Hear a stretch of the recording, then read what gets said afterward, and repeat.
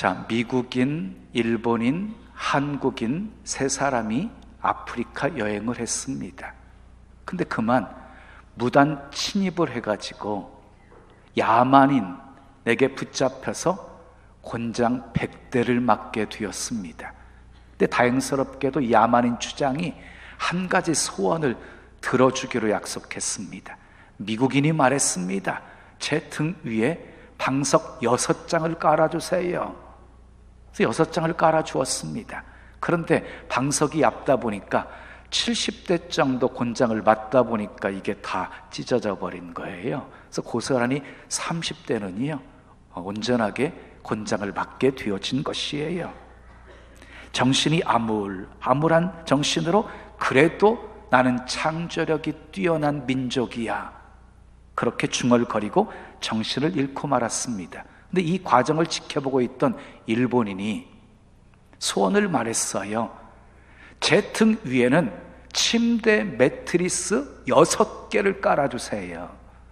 그래서 곤장 100대를 맞는데도 웃으면서 맞았어요. 그리고 일어났어요. 야만인 주장이 이제 마지막 한국인을 향해서 네 소원이 무엇이냐라고 물었어요.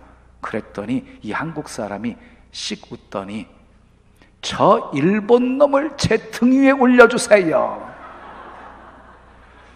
지금 웃으셔야 돼요. 웃어야 될 때 웃는 것이 건강한 거예요. 심각한 분이 한 분 계시네. 자, 일본은 정말 가깝고도 먼 나라입니다. 일본에 대한 우리의 감정은 아주 복잡 미묘합니다.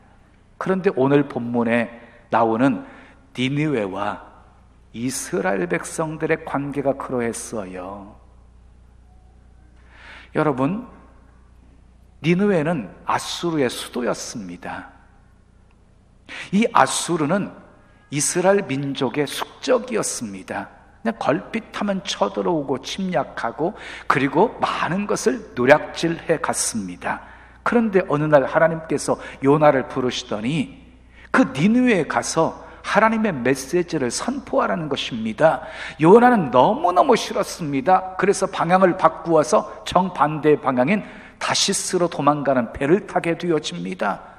그런데 그 배가 큰 풍랑을 만납니다. 요나 때문이었습니다. 결국 요나가 바다에 던져지게 되어지자 풍랑이 잠잠해지게 되었고, 그리고 요나는요 하나님께서 준비하신 큰 물고기 뱃속에 들어가서 3일 동안 고통을 겪으면서 하나님께 부르짖어 기도하게 되어집니다. 그리고 다시 일어섭니다. 그리고 말씀에 순종하기로 결단을 하게 되어집니다. 자, 니느웨 백성들이 요나의 전도를 받고 회개하고 악한 길에서 다 돌아오게 되어집니다. 그랬더니 하나님께서 재앙을 내리시기로 뜻하셨던 것을 돌이키십니다. 그때 요나가 어떻게 반응했는지 오늘 본문이 아주 소상하게 밝혀주고 있습니다. 1절 말씀을 우리 함께 읽겠습니다. 시작. 요나가 매우 싫어하고 성내며 그랬어요. 요나가 재앙을 내리기로 작정하신 그 뜻을 철회하시니까 매우 싫어하면서 성을 내었다, 분노했다는 것입니다. 요나가 분노한 이유는요, 니느웨가 잘 되는 것이 싫었기 때문입니다. 우리도 그렇지 않습니까? 일본이 잘 되는 것을 좋아하지 않습니다. 일본이 잘 되지 않을 때 좋아하는 마음이 우리에게 있지요. 가끔 지진이 일어났다고 하면 괜히 좋지요. 저도 그래요. 얼마 전 아시안컵 결승전이 있었잖아요. 카타르와 일본이 결승전에 붙었잖아요. 여기 일본 응원하신 분 있어요? 다 카타르 응원하셨지요. 카타르가 3대1로 딱 이겼을 때 내심 좋아하셨지요. 그런데 여러분, 이것이 우리가 풀어야 할 큰 과제입니다. 요나는 너무 감정적이었어요. 아주 아주 감정적이었어요. 3절 말씀을 보세요. 시작. 여호와여 원하건대 이제 내 생명을 거두어 가소서. 사는 것보다 죽는 것이 내게 나음이니이다. 재앙을 내리셔야 되는데 재앙을 내리지 않고 용서를 해 주시니까 내가 사는 것보다 죽는 것이 더 낫겠다라고 말합니다. 근데 또 이어지는 6절 말씀을 함께 읽어보죠. 시작. 하나님 여호와께서 박넝쿨을 예비하사 요나를 가리게 하셨으니 이는 그의 머리를 위하여 그늘이 지게 하며 그의 괴로움을 면하게 하려 하심이었더라. 요나가 박넝쿨로 말미암아 크게 기뻐하였더니, 요나가요 차라리 죽는 것이 낫겠다라고 말했다가 박넝쿨로 인해서 크게 또 기뻐합니다. 그러다가 또 7절 8절을 또 보겠어요. 시작. 하나님이 벌레를 예비하사 이튿날 새벽에 그 박넝쿨을 갉아먹게 하심에 시드니라. 해가 뜰 때에 하나님이 뜨거운 동풍을 예비하셨고 해는 요나의 머리에 쪼임에 요나가 혼미하여 스스로 죽기를 구하여 이르되 사는 것보다 죽는 것이 내게 나으니이다 하니라.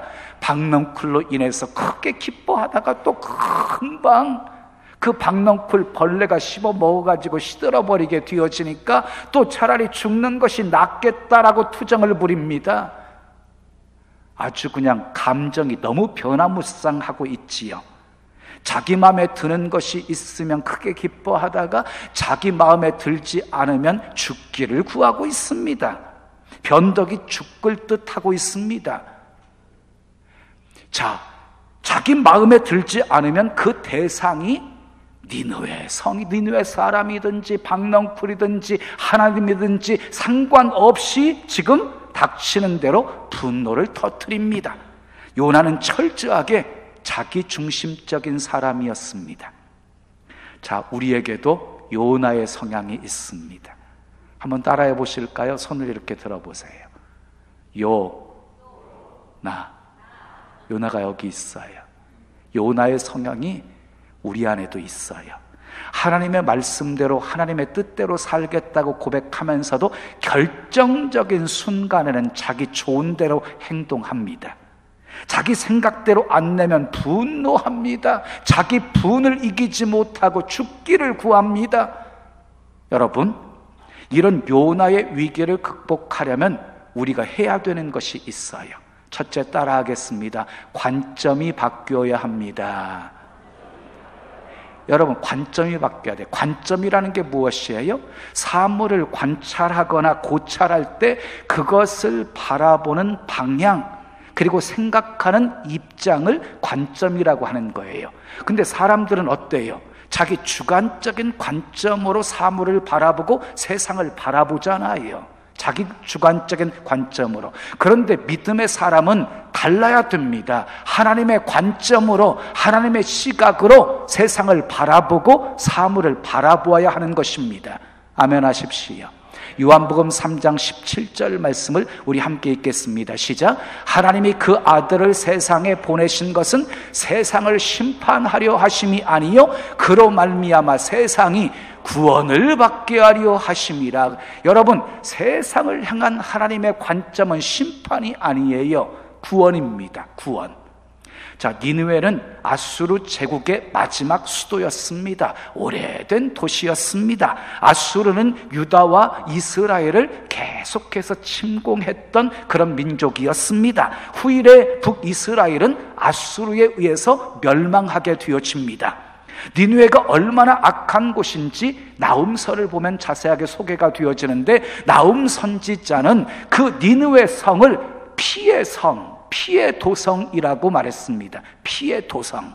그리고 하나님도 요나서 1장 2절을 보면 요나에게 이렇게 말씀을 하십니다. 너는 일어나 저 큰 성읍 니느웨로 가서 그것을 향하여 외치라. 그 악독이 내 앞에 상달되었음이니라. 얼마나 악독이 가득했으면 그 악독이 하나님께 상달되었다라고 하는 표현을 쓰고 있습니다. 그런데 하나님께서는 그런 니느웨를 아끼고 계십니다. 그런 니느웨를. 니느웨를 구원하시려고 요나를 보내신 것입니다. 요나가 니느웨에 가서 하나님의 심판을 선포했을 때 회개할 것이라고 전혀 기대하지 않았던 니느웨에 큰 회개 운동이 일어나게 되어집니다. 금식을 선포합니다. 낮은 자 높은 자를 막론하고 모두가 굵은 베옷을 입고 하나님께 부르짖으면서 기도합니다. 그리고 악에서 떠납니다. 손으로 행한 강포와 악에서 순식간에 돌이킵니다. 그러자 하나님이 그들을 용서하십니다. 그런데 요나의 입장에서 볼 때에 하나님이 용서하시는 그 모습이 이해가 되지를 않았습니다. 수긍할 수가 없었습니다. 그래서 불평하면서 분노하기 시작합니다. 그리고 하나님께 따집니다. 하나님, 어떻게 이러실 수가 있습니까? 저들은 구제불능입니다. 그런데 저들을 어떻게 용서하실 수가 있습니까? 그런 요나를 향해서 하나님께서는 내가 어찌 아끼지 아니하겠느냐, 이렇게 말씀을 하십니다. 여러분 생각해 보십시오. 과거에 우리 민족은 하나님 앞에서 어떤 민족이었습니까? 우상 숭배가 가득한 민족이었습니다. 구제불능이었습니다. 그런데도 하나님께서는 우상이 가득한 이 조선 땅을 아끼시고 사랑하셔서 선교사를 보내셨습니다. 그리고 기독교 역사 이래 찾아볼 수 없는 엄청난 부흥의 축복을 이 땅에 허락해 주셨습니다. 혹시 저 사람은 참 밉다, 저 사람은, 저 유형의 사람은 나는 정말 싫다 하시는 분들이 있습니까? 그런데 여러분, 내가 싫어하는 유형의 사람이라 할지라도 하나님이 아끼시고 사랑하신다는 사실을 기억하셔야 합니다. 여러분, 그리스도인은요, 세상의 잣대로 사람을 보시면 안 됩니다. 말씀의 잣대로, 그리스도의 시각으로 사람을 보셔야 하는 것입니다. 세상의 잣대로 사람을 보게 되어지면 바리새인과 같이 될 수밖에 없습니다.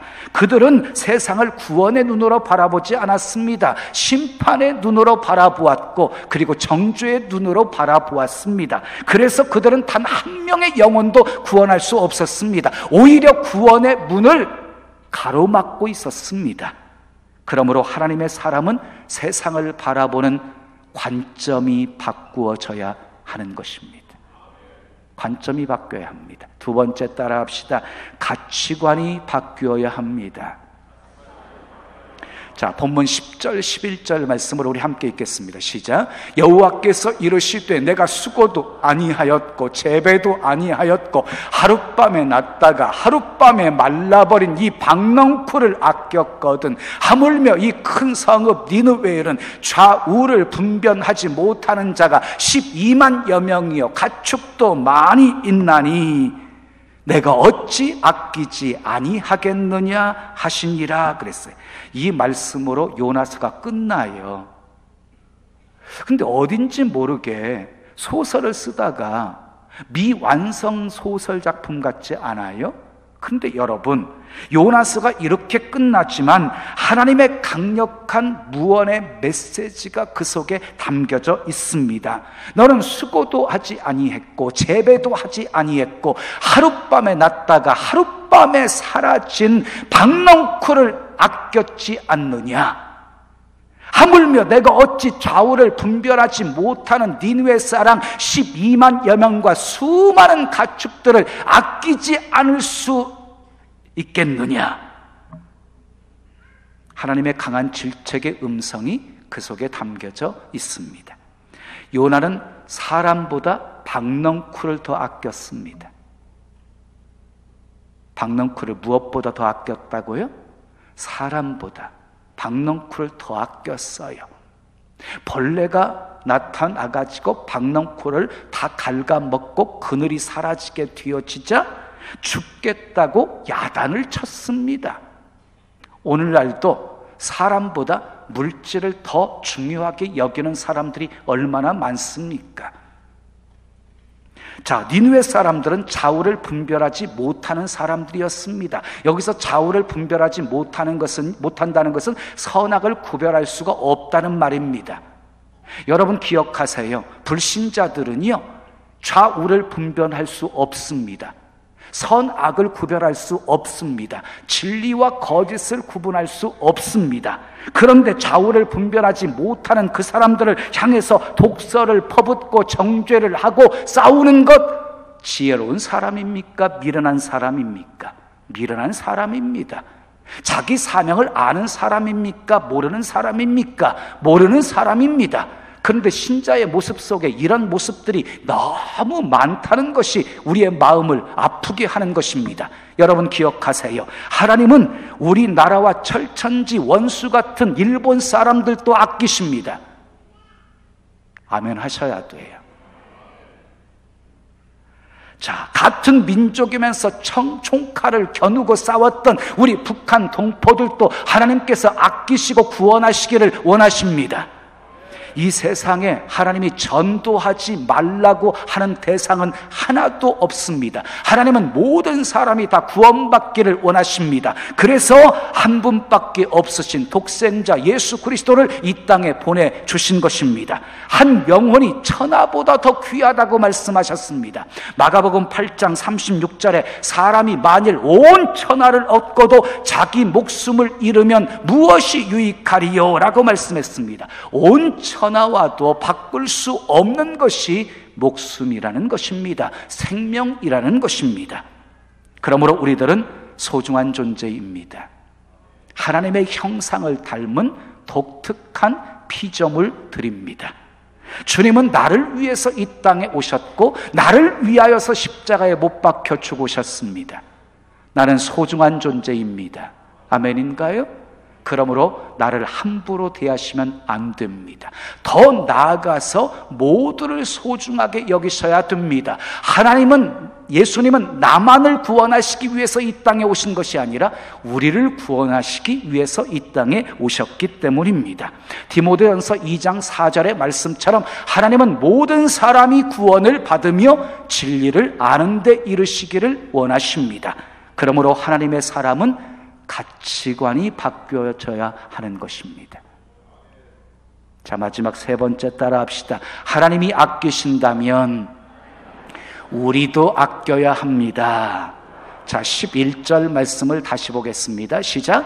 하물며 이 큰 성읍 니느웨에는 좌우를 분별하지 못하는 자가 12만여 명이요 가축도 많이 있나니 내가 어찌 아끼지 아니하겠느냐 하시니라 그랬어요. 내가 어찌 아끼지 아니하겠느냐. 하나님은 생명을 아끼시는 분이십니다. 근데 지역을 초월해서 아끼십니다. 이스라엘 백성들도 아끼신 하나님이 니느웨 사람들도 아끼십니다.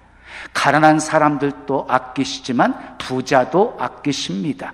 못 배운 사람도 아끼시지만 많이 배운 사람도 하나님은 아끼십니다. 그러므로 하나님의 사람들은 상대적인 편견에 사로잡혀 있으면 안 됩니다. 상대적인 편견에 내 자신이 가난하다고 부자를 미워하시면 안 됩니다. 내가 못 배웠다고 많이 배운 사람을 미워하시면 안 됩니다. 내가 병들었다고 건강한 사람을 미워하시면 안 됩니다. 자신과 다른 사고를 가졌다고 다른 이념을 가졌다고 미워하시면 안 됩니다. 하나님이 아끼신다면 우리도 아껴야 합니다. 하나님이 아끼신다면 우리도 아껴야 합니다. 요나서 4장에 보면 예비라는 단어가 많이 등장하고 있어요. 예비. 6절에 보게 되어지면 박넝쿨을 예비하셨고 7절을 보면 벌레를 예비하셨고 그 다음에 8절을 보게 되어지면 뜨거운 동풍을 예비하셨습니다. 1장에서도 큰 바람을 예비하셨고 큰 물고기를 예비하셨습니다. 하나님은 예비하시는 분이십니다. 여호와 이레의 하나님이십니다. 노아를 위해서 방주를 예비하게 하셨습니다. 아브람을 위해서 이삭을 예비하셨고 모리아산의 번제로 바쳐지는 이삭을 위해서 순양을 예비하셨습니다.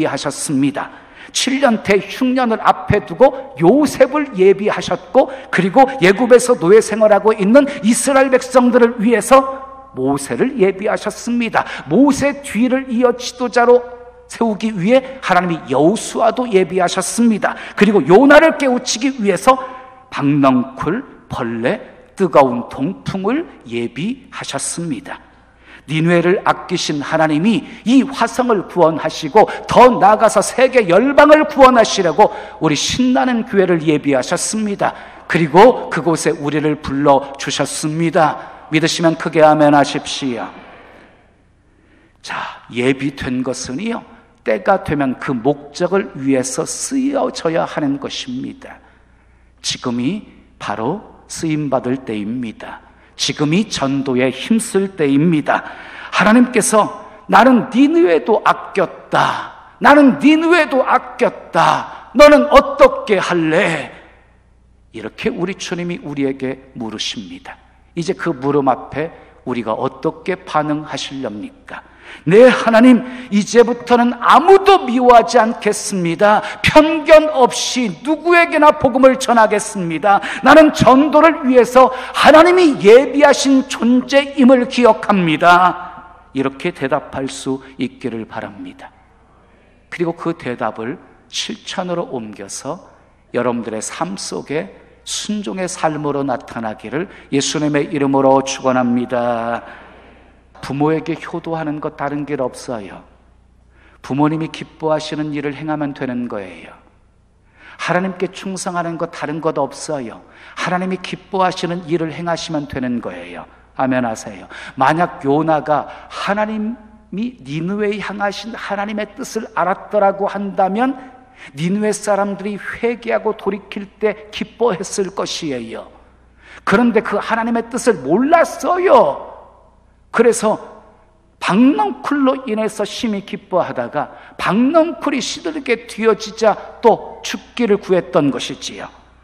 여러분, 그 사람이 누구인지를 알려면 그 사람이 무엇으로 인하여서 기뻐하는지를 보시면 알 수 있어요. 물질로 인해서 기뻐하는 사람은 가장 그 사람에게 물질이 소중한 사람인 것이고요, 쾌락으로 기뻐하는 사람은 쾌락주의자입니다. 자, 그러나 하나님이 하시는 일을 기뻐하는 사람은요, 주님의 마음을 품고 있는 사람입니다. 하나님의 뜻대로 살려고 힘쓰는 사람입니다. 누가복음 10장 21절 말씀을 우리 함께 읽겠어요. 시작. 그때에 예수께서 성령으로 기뻐하시며 이르시되, 예수님이요 성령으로 기뻐하셨다 그랬어요. 예수님의 공생애의 사역 속에 보면 예수님이 기뻐하셨다라고 하는 표현은 딱 이 한 구절밖에 없어요. 그러면 왜 기뻐하셨을까요? 70인 전도대를 세상으로 파송했어요. 그 70인 전도대가 열심히 나가서 전도하고 영혼을 구원하고 그리고 돌아와서 우리 예수님께 이렇게 보고를 합니다. 예수님 기뻐해 주세요. 우리가 주님의 분부대로 나가서 예수 이름으로 귀신을 쫓았더니 귀신이 항복을 했습니다. 병든 자에게 우리가 예수 이름으로 기도해 줬더니 병이 고침받게 되었습니다. 우리가 복음을 전했더니 그들이 다 주님께로 돌아왔습니다.